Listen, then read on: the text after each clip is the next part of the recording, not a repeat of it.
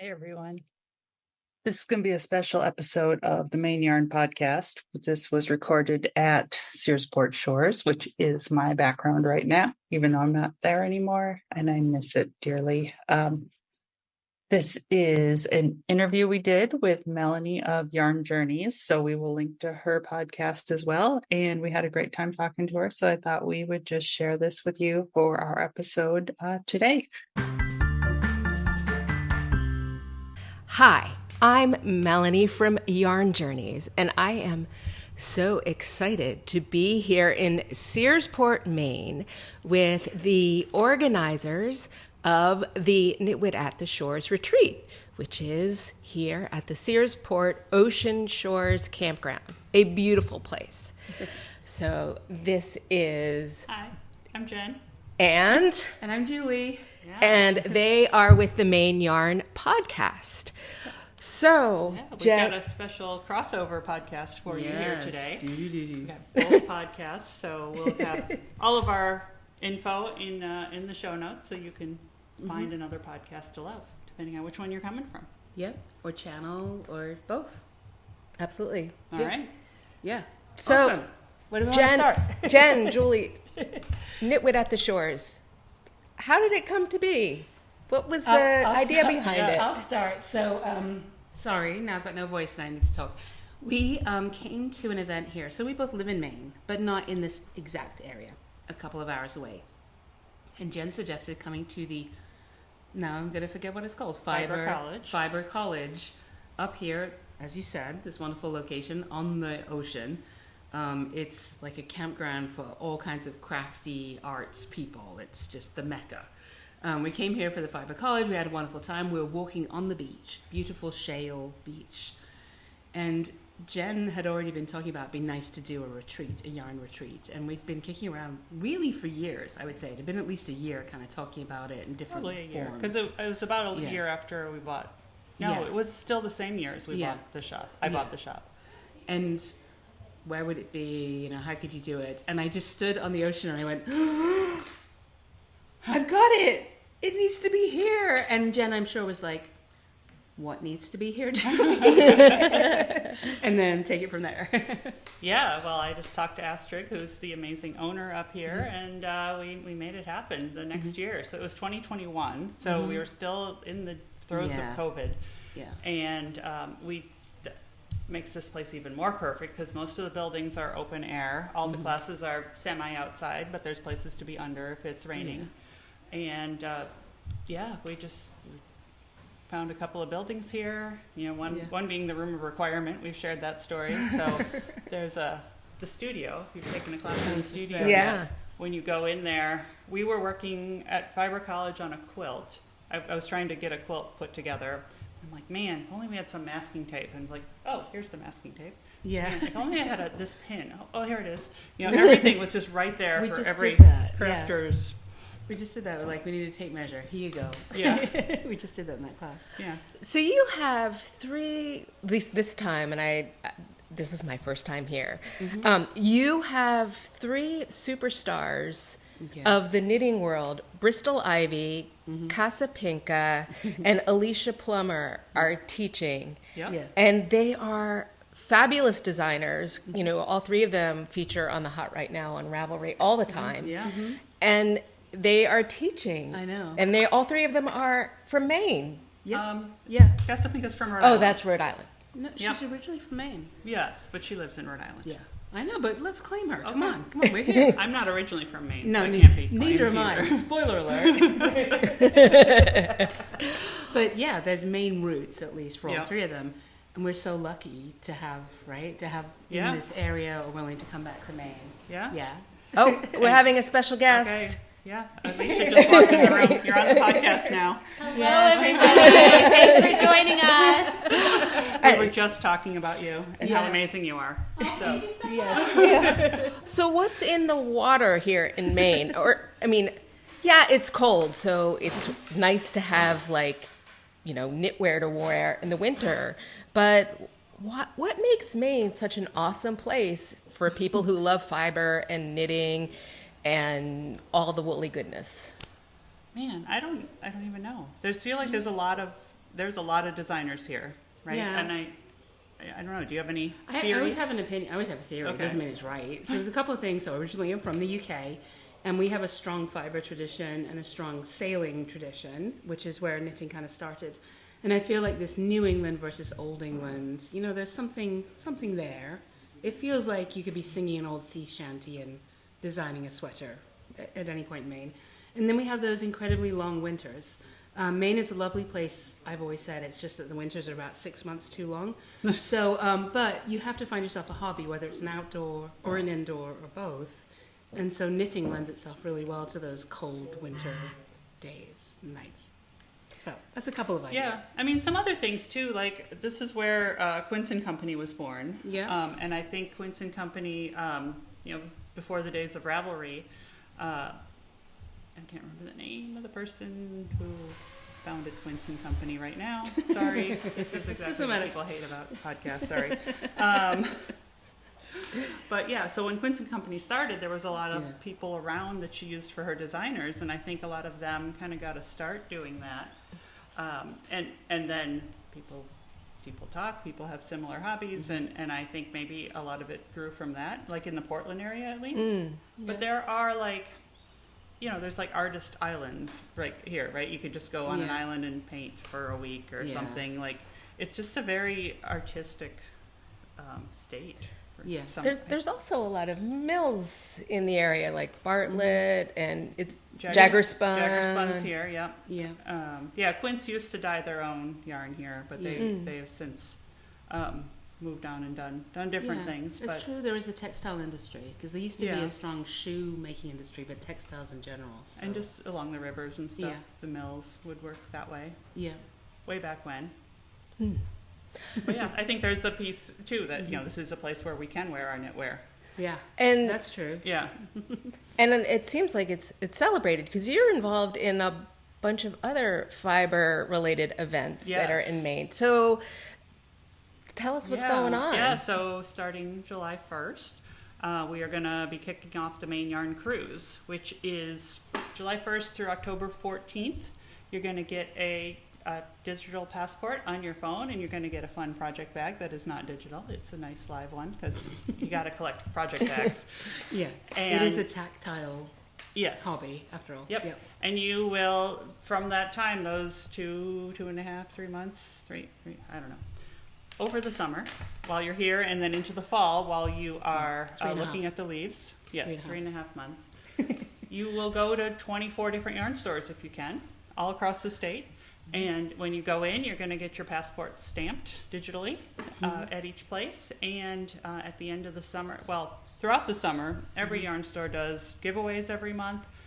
Just by going in and getting your passport stamped, you're going to get those chances to win. You won like 2 things that first year we did it. Before we were yarn people in the industry. Yeah, the first year I did it, I won these amazing prizes. Like one of my needle sets. Yeah, like a full interchangeable needle set. Oh, it's amazing.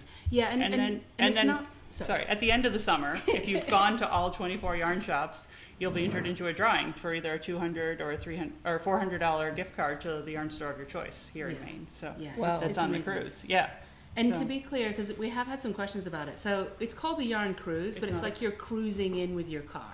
It's not like you have to be on a boat with a bunch of people knitting. You can if you want, but that's not what this is. It's a yarn crawl. It's a yarn crawl. It's like a beer pub crawl. And the digital passport I'm so looking forward to, because I don't know about anybody else, but I'd be in the car driving around. Like my husband had to go pick something up from some random place, and we'd drive right by a yarn store on the yarn cruise in prior years, and I go, I don't have my passport. And now I'm always going to have my phone on me, and it's going to be on the phone. So it's a digital passport. And there's a knit along and a crochet along that go along with it. Oh. Yeah. Within the bag, there'll be patterns, coupons for those patterns, and people organizing it throughout the time period. And if you finish your project in the time period, there's prizes for that too. So people who aren't in Maine can participate that way too. You just have to buy the passport, and they're on sale now at a lot of different yarn stores. Like if you go to KnitWit and search for the Maine Yarn Cruise 2024, you can find the pre-orders, and then as soon as we get everything in and ready, it will be shipped out to you. So yeah, we get orders. It's crazy from all over the country for people who want the bags like just shipped to them. I don't know if they ever even make it to Maine or if they're just collecting the cool bags. Yeah, the bags are cool. Yeah. And of course, all the links for the Maine Yarn Cruise will be in the description notes. Yes. Awesome. So Exactly. you can find details. So can you tell us about your channel, Melanie? So like, how did you find this place, and what is it that you do on Yarn Journey? So the idea behind Yarn Journeys was I guess it's fiber tourism, really. It's the idea is, I love to knit and I love to travel and I love combining the two. And so I have been lucky enough to go all over the world. So I've done episodes on Iceland, on Ireland, on Japan, and then also in the US, going to fiber festivals, New Mexico, and most recently Las Vegas, which was a story. Anywho, Are you allowed to tell it, or does it have to stay in Vegas? Because isn't there a rule? What happens there stays there. Well, it's just, I think, that's gonna have to stay in Vegas. Anywho, so I think like so many people during the pandemic, I became even more the knitter than I was, and I also dove down the rabbit hole of knitting YouTube, and I thought, I think that looks like fun, but what can I bring to the table? So it is fun. It is something I love. And what's also cool is I get to meet wonderful people like you. I've now gone into fiber shops, knitting shops all over, and get to see what the different vibe is like in different places. Yeah. So how did I find out about this? Well, a huge resource for me is Clara Park's old website, which is the Knitter's Review. And she has a extremely comprehensive list of all the fiber events worldwide. Oh, that's great. And yours was on there, and this spring I was like, I want to find something to do this summer, and I want to come back to Maine because I really liked it there. And KnitWit at the Shores was right there, and I signed right up, and I brought my little tent in my suitcase and camping out, enjoying the scenery, and it's awesome. Wonderful. Good. Yep. Cool. And you travel all the time, what do you say? Yeah, I travel more than most people. I have been lucky to be able to organize my life such that is possible. And in the fall, I'll be heading across the pond to the UK. Nice. So that's the big thing I am excited for. Nice. Yeah. Oh, well, if you go to Birmingham, I can recommend a yarn store. Excellent. Tom Cruise has been there. This strange Tom Cruise thing. knits? Yeah, apparently. Wow. I don't want to call it Tom Cruise, but he went to that yarn store and did a little photo op, and he said he was getting stuff because he was filming a movie. It was one of the Mission Impossibles, and they were in Birmingham at one point. So he went to that yarn store and did the photo op like he was picking up supplies. I don't know how much of a knitter he is, but he was willing to do it. So, yeah. Wow. I want to see the sweater, Tom. We want to see that. You learn something new every day. Yeah. Of course, after you come there, they'll be able to say, well, Melanie Bernstein was here. Right. Just move those Tom Cruise photos aside. Yeah. Can't compete with me. Tom No. who? Yeah. So you started your podcast recently then? It's about post-pandemic? Post-pandemic. I started it in 2022. My first run was I did 3 on Ireland. So my husband and I drove from West Cork up the Wild Atlantic Way all the way to the top of Donegal. And my mission there was like there's sheep all over the place, and kind of like here, actually. yeah, that's true. Yeah. And where's all the wool going? Because if you go to the Irish yarn shops, like this is Knit in Dublin, Bantry Yarns in Bantry, and it's not Irish wool that they're selling. Oh, really? Unless you go up to, there's Studio Donegal and Donegal Yarns, but a lot of that wool and that classic Irish yarn isn't actually Irish wool. It's sometimes they're mixing it with wool from New Zealand. Yeah. First of all, and there are the fiber processing,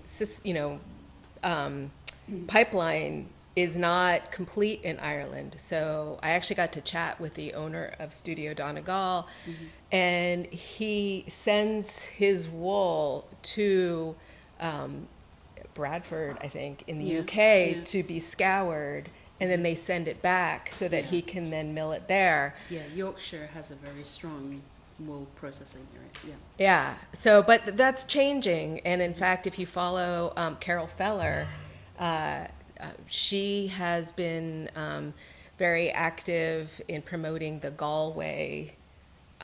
She's been working with the Galway Sheep Cooperative. I forget exactly what they're called. So they're trying to promote more wool and fiber flocks. But most of the sheep in Ireland are raised for meat, and then they compost the wool, or at best. So, anyway. So how often do you put out episodes?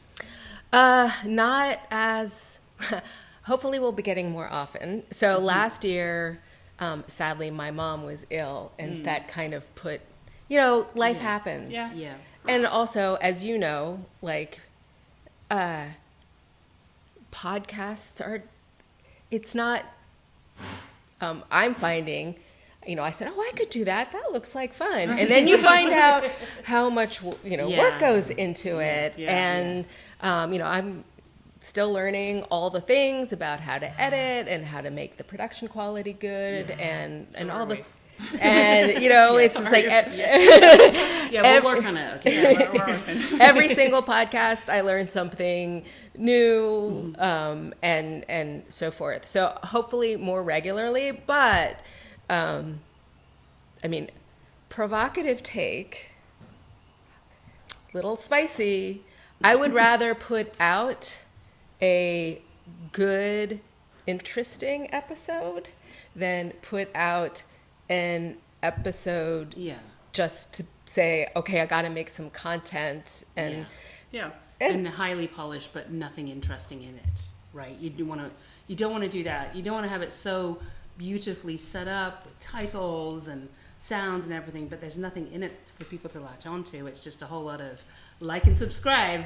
That's not what people want to tune in for. They want to hear your opinion and when I think about your world. And when I think about the podcasts that I enjoy, it's really people who are showing me something, teaching me something, and getting me inspired. Not the look, I knit a ranunculus for the 7th time. Not that that's a problem. I know everyone has. We have a little ranunculus problem. But you want it to be something slightly different that people. The everyone's doing the same. The YouTube algorithm doesn't always, But I want to put out content that I love, not what necessarily what the algorithm is going to. So no, that's great. And it will find its way. And thank you for this cross-pollination episode, which is a good word because there's a lot of pollen in right now. I know. But thank you, because I think this is fun to talk to you and hear a bit more about. Absolutely. Well, thank you for putting on the retreat. I personally have never been on a knitting retreat. I've been to knitting events, fiber festivals, places where you take classes, but this has its own unique vibe, and And people are so awesome. They are. It's a Yeah, great group. It's is. a great group of knitters. And a lot of people, this is their third year, their second year, people are repeats. We have some fourth year repeat people customers. too. Yeah. Yeah, it's people who've come every year. Yeah. So yeah, they love it. And they come And- from all over. It's not just Right. Maine, New England. It's No, I'm all not. over. There's people from North Carolina. So Yeah. Yeah. We've We had had some people California from yeah, we've had last year. Oregon before. Yeah. We've had people come from all over. Yeah. Yeah. And it's, by the way, it's not that hard to get here from all over, because the Bangor, Maine airport is only about an hour away. Yeah. I think that's the closest airport Yes. of size. Yeah. And it was not a little plane that I flew in. It was a jet with six, so like, don't think you're Fly going. into Portland. I know. It had seats, it had a pilot. Yeah. Exactly. It had wings. So don't think we're in the middle of necessarily nowhere. Yeah. It's actually pretty easy Yeah. to get here. Yeah, and you can get whatever you want here too. You don't have to camp. Like Yeah. there's other ways to come. There's Yeah. they rent some cabins here. There's not a lot, and they rent campers. But Yeah. there's also other hotels that a lot of people are staying at, and Airbnbs. So. That's pretty important to know. Yeah. And that was a big part of the first year too. It's like because it was still in COVID times, and we're like, all right, just come, however makes you feel comfortable, right? If you don't want to be in a hotel, and a camper Yeah. seemed like everyone was buying campers then, Yeah. right? We bought Yes. one. Yeah. So, well, we upgraded one. We had a small one. We got our new one. Yeah. In 2020. Yeah. Yes. And the food is part of the package, so Yeah. you don't have to worry. Don't have to worry. You'll be well fed and well taken care of. Yeah. Yeah. And then like the designers eat dinner and lunch and breakfast with us, Yeah, right? you're So we're hanging out. just Yeah. hanging out with superstars. Yeah, you're hanging out with the Knitterati, really. Yes. Oh, Yeah. I like that word. I didn't invent it, but it is a great word. We like that word. I can't claim it, but yes, the Knitterati are here, you guys. And the fellow there's participants of all levels. So there are people who are, test knitting for, people you've heard of and have gorgeous things. And then there are people who I think are knitting their first sweater. Yeah, people who just started knitting a year or two ago are here as well. And they're just as comfortable. And some of the classes, like I was in a class, knit your first sweater. And I have knitted a sweater You've before. knitted a couple sweaters. Yeah, I've done that before, but I'm wearing one. But I'm still learning stuff in that class, and that's what's great about the smaller classes and Yeah. the one-on-one time with the designers. Dare I ask, are you thinking ahead towards next year? No pressure. Oh, yeah. So the problem with next year is that in June, my son is graduating high school and my daughter's getting married. It's not Oh, a boy. problem, I but will yeah. not be having a retreat in June next year. But there's been a lot of requests to not do it and maybe do it another time. So Yeah.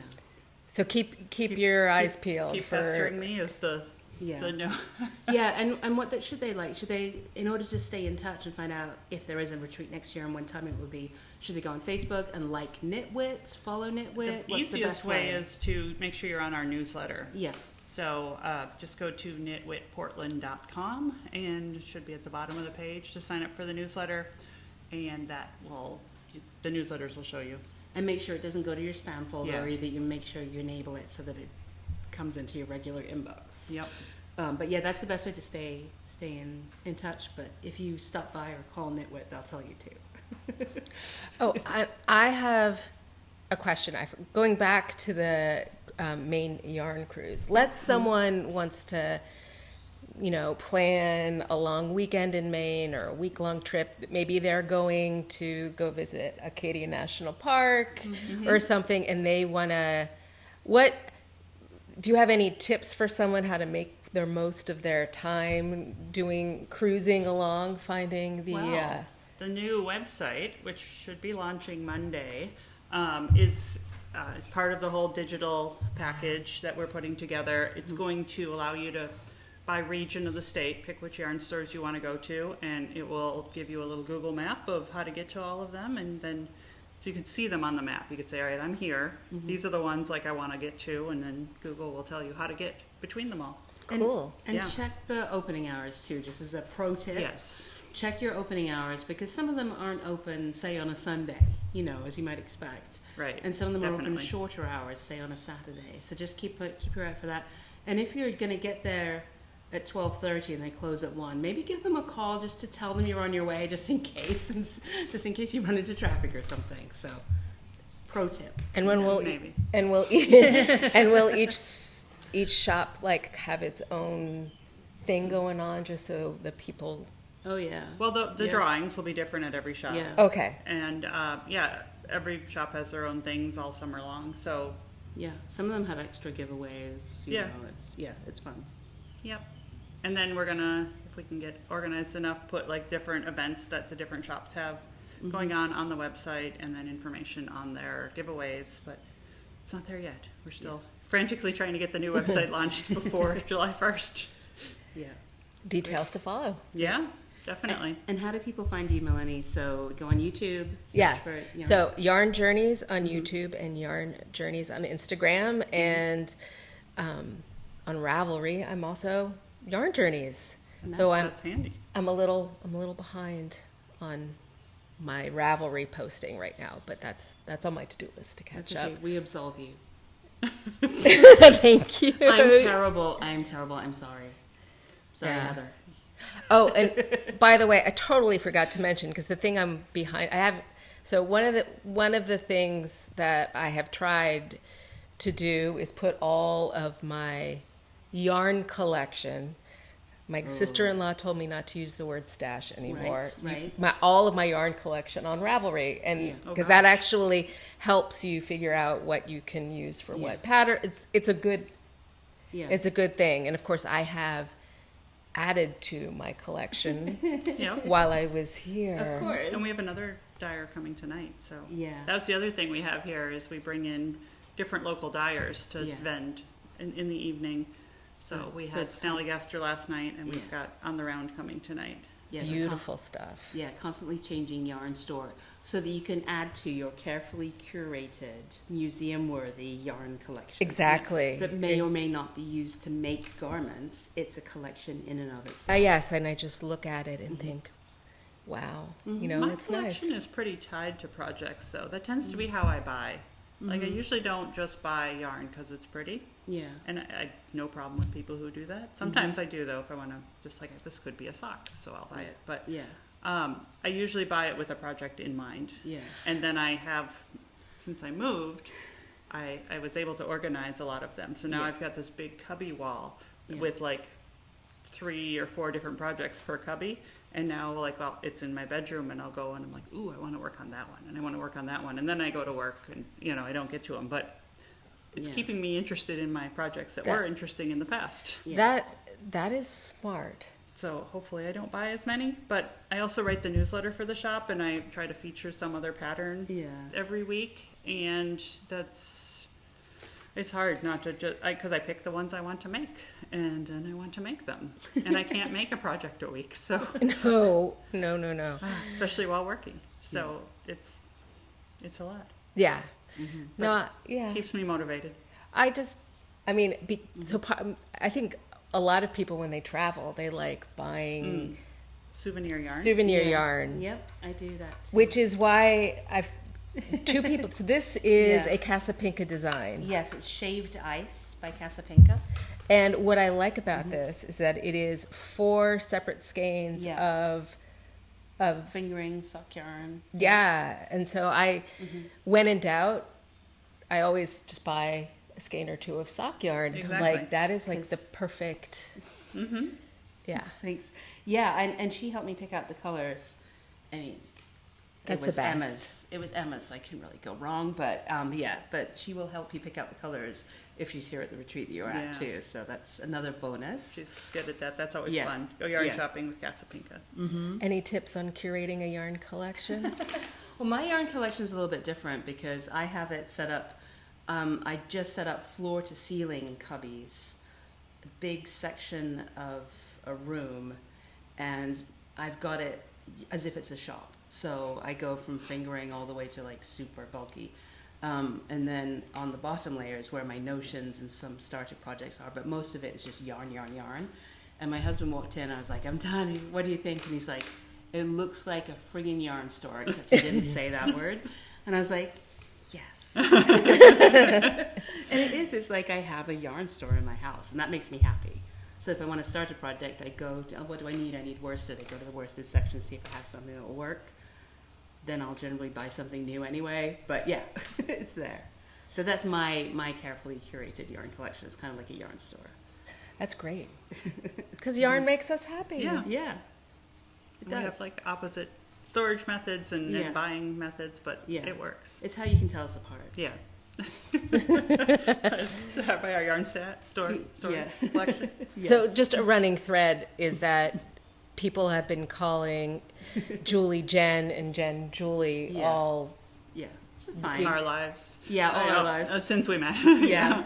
Yeah. One of the yarn store owners, former yarn store owners we used to just... Yeah, I couldn't get us straight, so it kind of Fine. started there. It's fine.